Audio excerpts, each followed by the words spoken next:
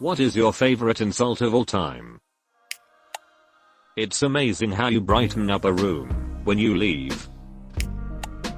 I overheard a student at my school addressing the 8th grade tweets that would harass anyone.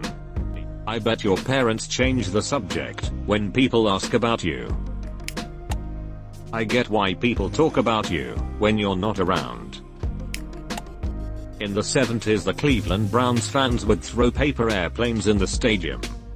A lawyer, who was a season ticket holder, sent a letter to the Browns stating that if he or any of his guests were injured, he wouldn't hesitate to sue.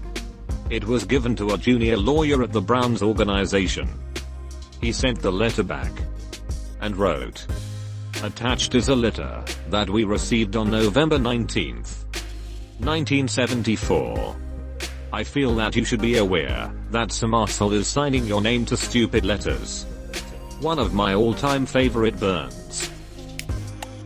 I always liked Capt. Mal Reynolds to Jane. Well, my days of not taking you seriously are certainly coming to a middle. You are not the stupidest person in the world, but you better pray they don't die. Edit. I'm aware of the proper grammar. You're not a mistake. You're a regret. Are you a professional moron? Or just a gifted amateur? Carl Johnson. I'd love to see things from your perspective, but I'm afraid that I can't shove my head that far up my ass. I'd agree with you, but then we'd both be wrong. Expected nothing. Still disappointed. When they circumcised the right honorable gentleman, they threw away the wrong bit. Said in British Parliament, I believe. Bob Ross would call you a mistake. Isn't it rather dangerous to use your entire vocabulary in a single sentence? You are proof of anal conception. I would challenge you to a battle of wits. But I see you are unarmed by Shakespeare. I hope your day is as pleasant as you are. You're about as useful as a paper condom and you're worth even less.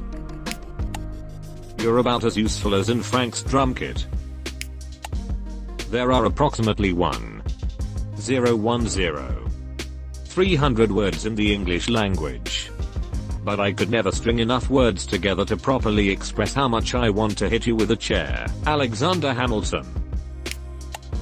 You couldn't pour piss out of a boot if the instructions were on the heel.